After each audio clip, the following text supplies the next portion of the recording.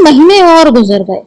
माँ के गहनों पर हाथ साफ करके चारों भाई उसकी दिलजोई करने लगे थे। अपनी स्त्रियों को भी समझाते रहते थे कि अपनी माँ का दिल न दुखाए। अगर थोड़े शिष्टाचार से उसकी आत्मा को शांति मिलती है तो इसमें बुरा क्या है। चारों करते अपने मन की थे, पर माता से सलाह जरूर ले लेते थे, या ऐसा जाल फैलाते कि वो सरलता से उनकी बातों में आ जाती और हर एक काम में सहमत हो जाती। बाघ को बेचना उसे बहुत बुरा लगता था, लेकिन चारों ने ऐसी माया रची कि वो उसे बेचने पर राजी हो गई। किंतु कुमुद के विवाह के विषय में सबका मत एक न हो सका। माँ पंडित मुरारी लाल पर जमी हुई थी, लड़के दीनदयाल पर अड़े हुए थे। एक दिन आपस में कलह हो गई। फूलमती ने कहा, माँ बाप की कमाई में बेटी का भी हिस्सा है। तुम्हें 16,000 का एक बाग मिला, 25,000 का एक मकान मिला, 20,000 नगद में मिले, क्या 5,000 भी कुमुद का हिस्सा नहीं है? कामता ने नम्रता से कहा, अम्मा, कुमुद आपकी लड़की है तो हमारी बहन भी तो है।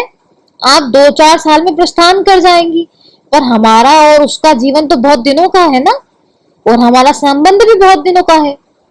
तब यथाशक्ति कोई ऐसी बात न करेंगे जिससे उसका अमंगल हो।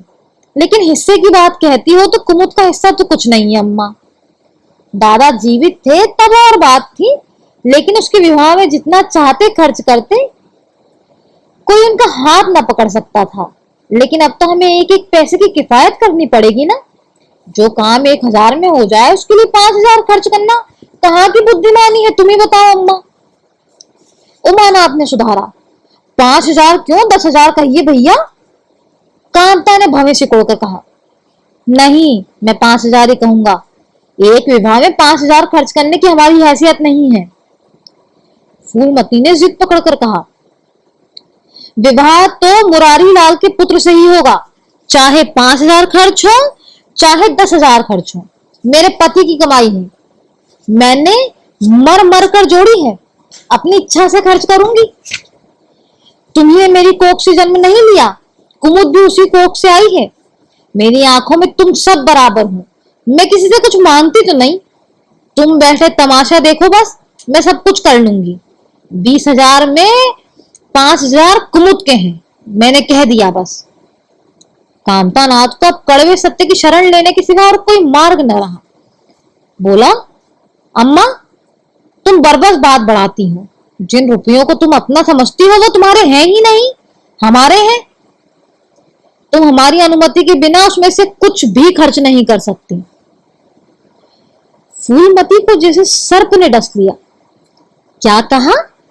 फिर तो कहना, मैं अपने ही संचय रुपए अपनी इच्छा से खर्च नहीं कर सकती। वो रुपए तुम्हारे नहीं रहे, अब हमारे हो गए हैं। तुम्हारे होंगे लेकिन मेरे मरने के बाद। नहीं, दादा के मरते ही हमारे हो गए।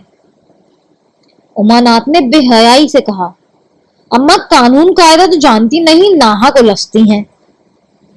फूलमती क्रोध विहल होकर बोली, भाड़ में जाए तुम्हारा कानून, मैं ऐसे कानून को नहीं मानती।